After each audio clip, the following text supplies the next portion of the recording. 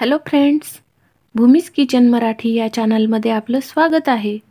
आज आपण पाहणार आहे ढाबा स्टाईल कोल्हापुरी चिकन मसाला। तुम्ही हा व्हिडिओ शेवटपर्यंत नक्की बघा। चला तर मग आता आपण रेसिपीला सुरुवात करूया। ढाबा स्टाईल चिकन मसाला बनवण्यासाठी इथे मी एक कांदा बारीक चिरून घेतलेला आहे, एक टोमॅटो बारीक चिरून घेतलेला आहे, 4 तिखट लाल मिरच्या घेतलेल्या आहेत, 2 चमचे भाजून घेतलेलं बेसन पीठ, 1 चमचा धणे, 1 चमचा बडीशेप, 1 चमचा खसखस, चवीनुसार मीठ, थोडासा दालचिनीचा तुकडा, जायपत्री, 1 वेलदोडा,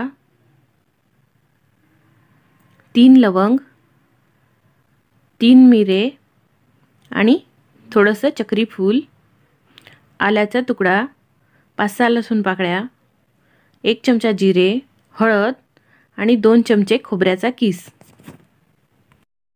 आता मी हे अर्धा किलो चिकन पाण्याने स्वच्छ धुवून घेतलेलं आहे। त्यामध्ये मी आलं लसूण पेस्ट टाकत आहे। त्यानंतर हळद,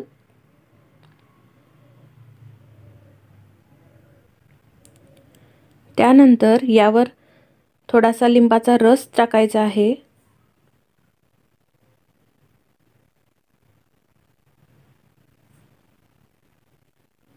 त्यानंतर मीठ। आता हे व्यवस्थित मिक्स करून घ्यायचं आहे।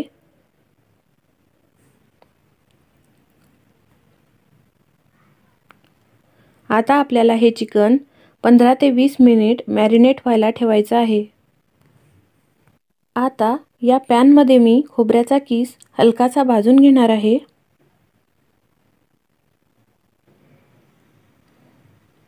हे बघा अशा प्रकारे। आता या मिक्सरच्या भांड्यामध्ये मी खोबऱ्याचा किस काढून घेतलेला आहे। त्यानंतर यामध्ये घालायच्या आहे मिरच्या, त्यानंतर बडीशेप, धणे, खसखस, दालचिनी आणि जायपत्री, जिरे, वेलदोडा, लवंग, मिरे आणि चक्री फूल। आता हा मसाला मिक्सरमध्ये छान बारीक वाटून घ्यायचा आहे। हे बघा अशा प्रकारे।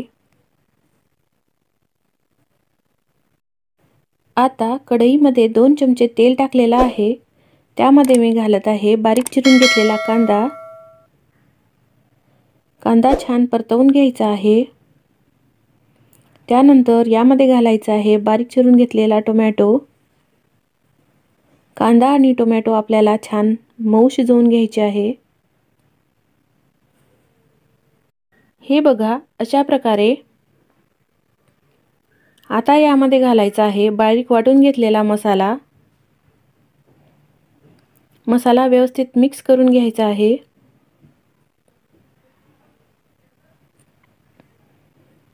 त्यानंतर भाजून घेतलेलं बेसन पीठ हे व्यवस्थित मिक्स करून घ्यायचं आहे।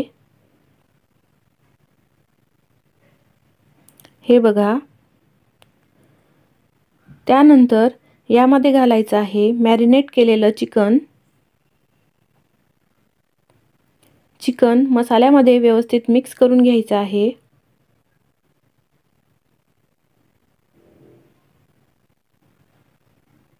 हे बघा आता आपल्याला हे चिकन 20 ते 25 मिनिट शिजू द्यायचं आहे। मध्ये मध्ये आपल्याला हे चिकन हलवत राहायचं आहे।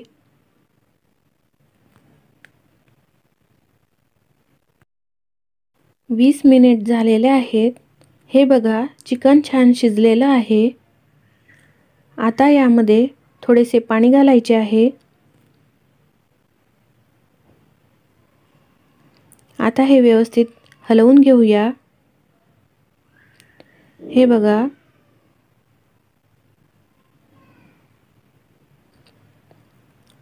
आता यामध्ये थोडेसे मीठ घालायचे आहे आपण आधी मीठ घातले होते, त्यामुळे जरा आवरूनच मीठ घालायचं आहे।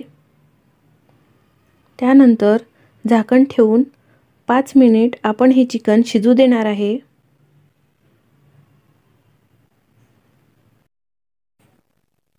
हे बघा किती छान झालेलं आहे चिकन। आता हे चिकन खाण्यासाठी तयार आहे। फ्रेंड्स, तुम्हाला माझी ही रेसिपी कशी वाटली हे कमेंट करायला विसरू नका। आणि जर तुम्हाला माझा हा व्हिडिओ आवडला असेल तर माझ्या व्हिडिओला लाईक करा, शेअर करा आणि जर तुम्ही माझ्या चॅनलवर नवीन असाल तर माझ्या चॅनलला सबस्क्राईब करा आणि हो, बेल आयकॉनवर क्लिक करा।